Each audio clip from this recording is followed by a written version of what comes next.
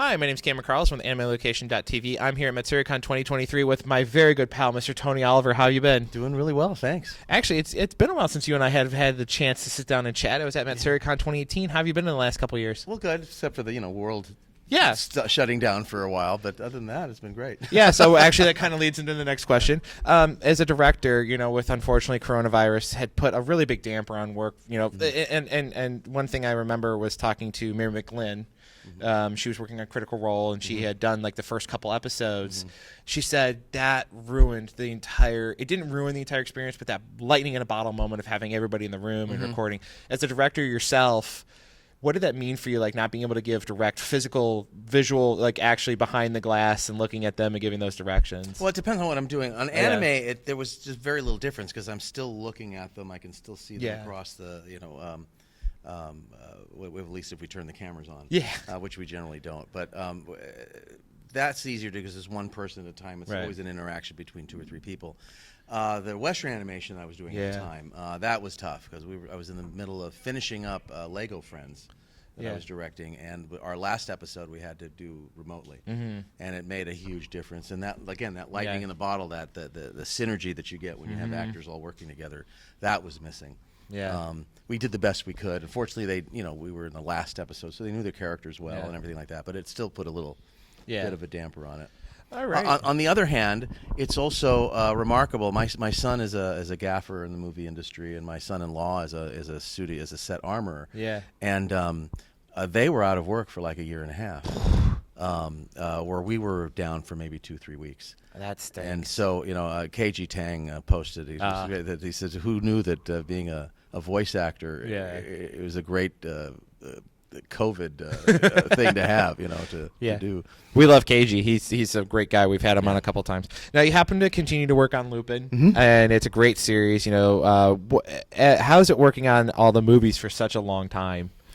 Well, it's great. A lot of it's unexpected. I mean, I thought that we were done with Lupin. We hadn't done anything for 10 years, and then suddenly there's a phone call and there's a part 4. I find out because Fiat wanted to sell cars. It's mostly why that happened. And they use Lupin as a sales tool.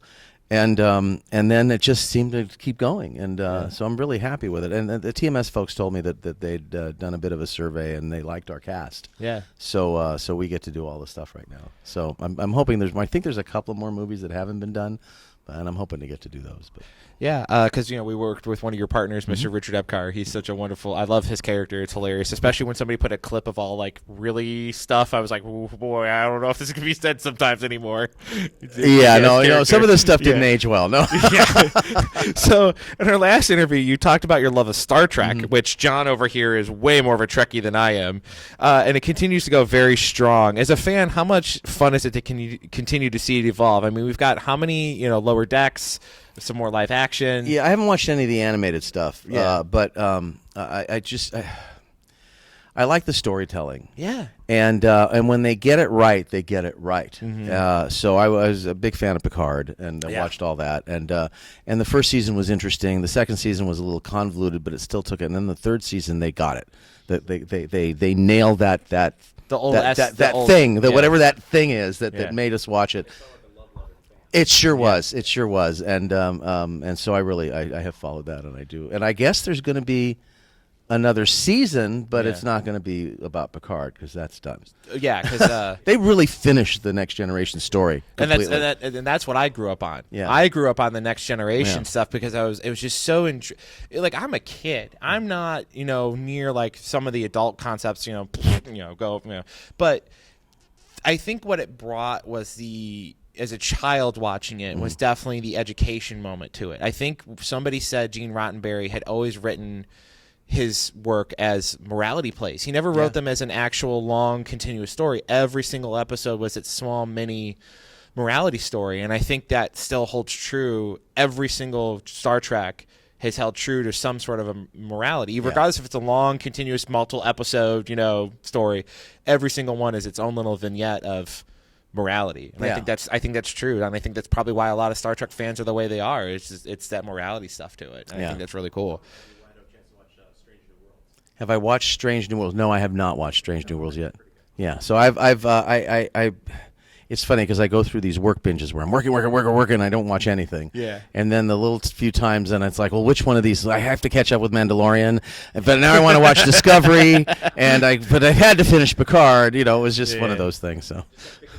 Yeah. So since last time we talked, again, fate just never leaves you. It's, I think, literally in your blood. I hope so. Yeah. Yeah, and it keeps. You guys keep coming out with more and more projects. I think we're on another. I think there's another one coming out shortly. So what's it like when you just you're like, all right, well, I just got to draw a little bit more out and put it on the paper now. I don't write it, so that's helpful. No, that's because fate is particularly difficult to adapt, right? Because it's good. And it's also when it's really good in its original language, it's really difficult because you lose something when you start adapting it if it's not really good. If it's really good dialogue already, so that's the issue with that one. So I'm glad I'm not adapting those anymore. But no, I've loved the franchise since I did it originally.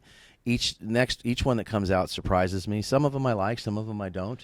I've heard from various Fate people. It's like, well, here and then, oh my God, this is the best thing ever. These are great, but this one, yeah. So I'm really thrilled and honored that they keep calling me to work on them because there's been changes on the upper echelons of those companies that are doing that, and that those changes are not necessarily favorable to people that work in LA. Yeah. So Every actor we ask about, do you follow the Fate timeline, or you just ask Tony about it? They're like, oh, I asked Tony. Oh yeah, they we think you're basically the fake lore keeper in America. Basically, yeah. at the moment, yeah. Yeah, you're like the Bible of it. You're like, hey, go ask Tony. He's got it written down word for word. There's only 2 things on Fate that I didn't work on. But it's in general. Yeah. So as a director, we talked about the coronavirus being an issue, but when you work in the booth, like yourself, you're a director, you have to stop a minute and go, okay, now I'm a voice actor. But when you're the director, how do you make sure you bring out the best you can get out of the talent, be it on stage or in the booth? First of all, eliminating my thought of what's the best. Oh, okay. Because that's maybe the best for me, but that might not be the best performance that I'm going to get from the actor. So getting myself out of the equation is part of it. Right. A lot of it is just my style of directing is I direct emotionally. I don't tell people what to say. I tell them what to feel. Okay. And as long as we're doing that, the conversation is always in the realm of something that you can use, as long as the emotion's there. So I focus on that, and that allows the actor to really hang their character on something, because then they remembers that they felt that way last time, and between vocal references and just kind of remembering the story and remembering the characters, we get the best out of them.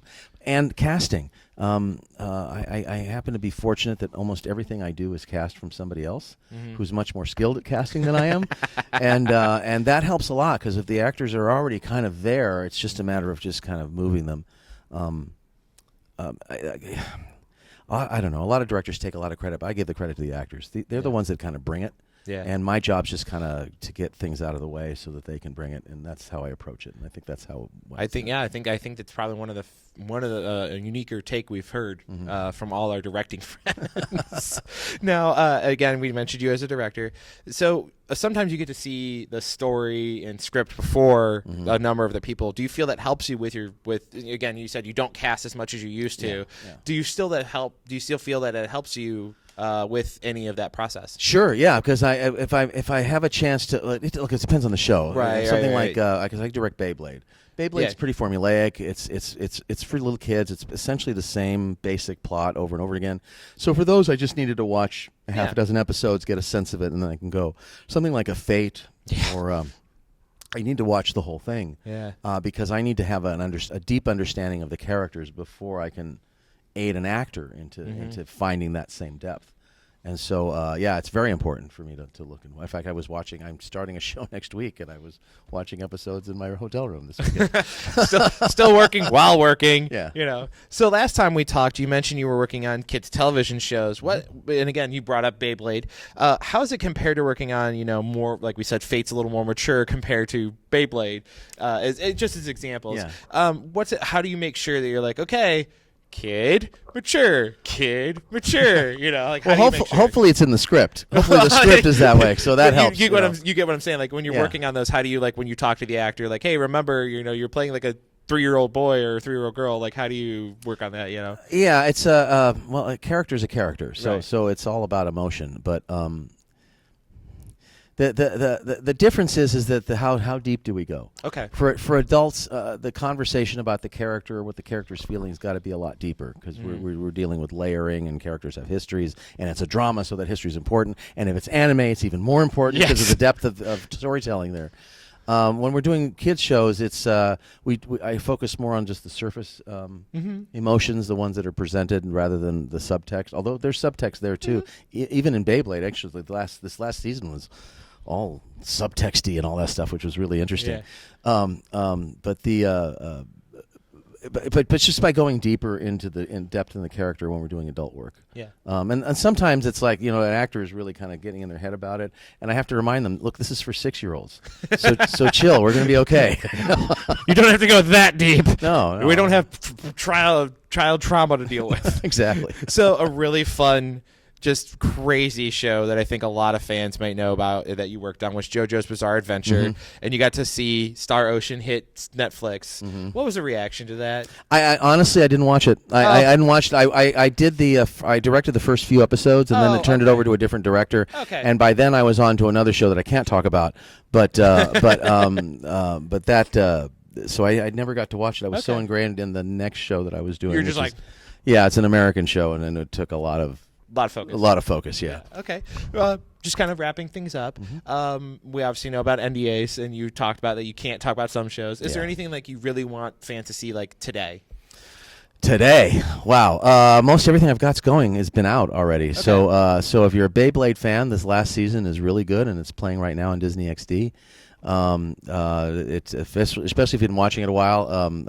One of our actors is a major Beyblade nutcase. And he is in love with this season. Yeah. So that's a good thing to watch. And I don't have a lot. The other show that I spent most of my first half of the year, I really can't say. Yeah, it's big. It will be on Netflix. It stars a lot of double A-list movie stars. Oh, cool. So I got to work with a bunch of people that are in a different realm than I usually work, and that was really interesting and fun. And you'll all recognize the title when it comes out, so be watching for it. I mean, you did direct a Power Rangers live-action theater at one point. I have done a lot of stuff. So, alrighty. And then, what do you want to say to all the fans out there that have kept up with your work over? I mean, gosh, almost 30 years. Yeah, it's been a long time, and I just want to thank you all for sticking with us and sticking with me. I was a little worried as I get older, staying relevant in this business, and because of you guys, I get to continue to do that. And I love coming to these things where people just come up. I mean, I sit at the autograph table all day, and it's nice and all that stuff, and you make a little money. But what I like the most is when people just come up and talk and say hello, and we interact, and I can meet the people who watch what we do. So thank you for doing that. Keep coming up and saying hi, and keep watching anime. Thank you so much, Tony. I always have so much fun talking with you and learning from you. Thank you so much. Thank you, and thank you guys.